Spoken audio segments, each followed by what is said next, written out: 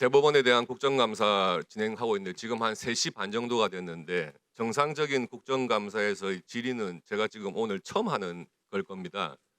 오전에 뭔가 많은 일이 있었던 것 같은데 오전의 질의는 사실 국정감사에서의 질의가 아니었습니다.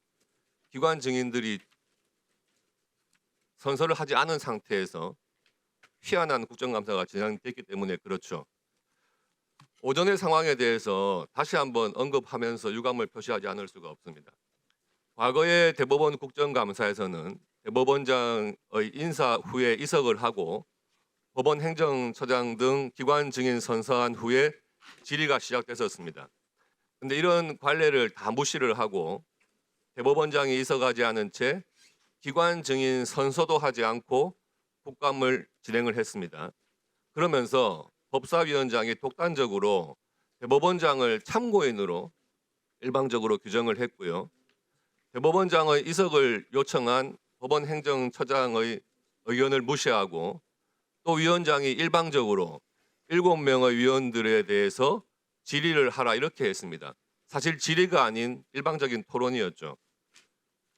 그런데도 국민의힘 의원들은 그래도 삼권 분립 문제점을 지적하면서 정상적인 국감 진행을 요구했지만 여당 의원들은 대법원장에 대해서 일방적인 망신 주기만 계속했고요.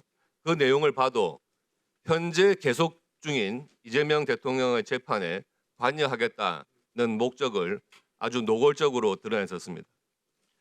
7명의 질의 순서를 정하면서도 원래 질의 순서가 정해져 있었는데 7번째로 질의하게 돼 있던 본 의원의 질의 순서를 일방적으로 법사위원장이 또 바꿔가지고 다른 의원들의 질의를 일방적으로 시켰습니다. 국정감사를 이런 식으로 오전 내내 독단적으로 파행적으로 운영을 하고요. 대법원의 독립성을 무시하면서 법사위원장이 아주 무법적인 회의를 진행했습니다. 또 그 내용도 이재명 대통령의 사건에 대해서 마치 재판을 하는 무죄 변론하는 변호인들의 변론 현장을 보는 듯해서 굉장히 유감이었습니다. 이러한 상황이 생긴 데는 저는 두 가지 사유가 있다고 봅니다. 첫째, 국정감사에서 국정감사 본연의 목적을 벗어나서 특정 정당의 강성 지지층, 소위 말하는 개딸들에 대한 그리고 개딸들이 보는 유튜브에 대한 어떤 본인의 정치적인 장사만 하고 있는 것이 아닌가 하는 생각이 들었고요. 다음으로 대법원장이 임의로 이석을 하거나 하는 그런 불미스러운 것을 유발을 해가지고 마치 탄핵의 또 어떤 빌미를 만들려는 듯한 그런 의도가 아니었나 하는 생각이 듭니다. 굉장히 유감스럽게 생각합니다.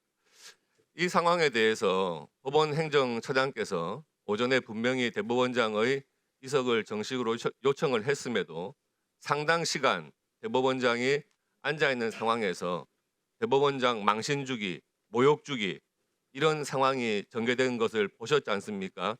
법원 행정처장으로서 입장 다시 한번 말씀해 주시기 바랍니다. 네, 오전에 제가 말씀드렸고 또 이석 허가를 요청하면서 드린 말씀입니다만은 저희 사법부 입장에서는 우리가 상권 분립이 되어 있지 않은 나라는 헌법이 없는 나라라는 것이 이제 1789년 프랑스 인권선언에 나와 있지 않습니까? 마찬가지로 상권이 서로 존중하는 그런 나라라야지 국민들이 안심하고 기본권을 향유할 수 있는 그런 나라라고 생각합니다. 그런 차원에서 저희 대법원장님도 국회에 대한 예우 존중 차원에서 어떤 어려움이 있더라도 오늘 나와서 인사 말씀 그리고 이제 오늘 마지막에 또 마무리 말씀 생각을 하셨던 거고 나오셨던 겁니다. 같은 맥락에서 우리 국회에서도 대법원장님에 대한 즉 대법원장님 개인에 대한 차원이 아니라 사법부의 수장이라는 그런 지위에서 최소한의 존중과 예우를 갖춰줬으면 좋겠다는 그런 취지를 말씀드렸습니다. 알겠습니다. 행정처장님, 그 재판 과정에서 피고인이 누구든지 피고인의 신분과 상관없이 피고인에게 재판의 결과를 미리 예단할 수 있는 그런 의사소통을 피고인과 할 수 있습니까? 그렇게 해서는 안 된다는 것이 법관들의 기본적인 윤리로 알고 있습니다. 동영상 자료 한번 보시죠. 예측 못했어요. 일종의 특종일 수도 있는데 예. 그 얘기를 하면 대법원 쪽에 저한테 직접은 안 오지만 이 소통들이 일부 예. 있잖아요. 예, 예. 사람 사는 세상에 이게 없을 수 없거든요. 제가 들은 바로는 빨리 정리해 주자 했다고. 아 저도 비슷한 얘기 들었어요. 빨리 기각해 주자. 어, 깔끔하게. 그랬다고 해요.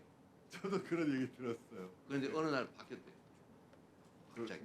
조희대 대법관 네, 갑자기 바뀌었어요. 대법원장이. 그 과정은 뭐 말하기 그렇고 예. 갑자기 바뀌어서 저는 선고한다 그래서 아 고맙구나 이런 생각했다니까요. 아 빨리 아니, 해주는구나. 예, 지금 보셨듯이 이 방송이 대선 하루 전날인 6월 2일 날 피고인 이재명이 유튜브에 나가가지고 저렇게 스스로 밝히고 있는 내용입니다. 대법원의 선고 결과를 미리 본인한테 알려줬다는 거예요. 대법원 내부 누군가에서 이 부분에 대해서 만약에 이게 사실이라면 당연히 말씀하신 것처럼 있을 수가 없는 그 위법 행위가 되는 것이고 거짓이라면 공직선거법 위반이 되는 것이겠죠. 하루 전날 나와서 있지도 않은 일을 이렇게 또 버젓이 거짓말을 해대니까. 그런데 만약에 지금 이재명 대통령이 말한 것처럼 사전에 이 선고하는 내용에 대해 가지고 대법원에서 누군가 알려줬나 하는 문제에 대해서 확인해 보신 적이 있습니까? 의원님 너무 잘 아시겠지만 그런 일이 있을 수 없다는 것은 잘 아시지 않습니까? 그런데 이렇게 하루 전날 나와가지고 이런 말을 하는 사람이 대통령이 됐어요. 그렇다면 대법원에서 대법원의 사건에 대해서 누군가 여당 인사나 대통령 측과 교류했거나 소통했거나 하는 것을 확인해 보셔야 되는 거 아닙니까? 있을 수 없는 일이기 때문에 굳이 확인할 필요를 못 느낍니다. 그럼 허위입니까? 허위면 공직선거법 위반 아닙니까?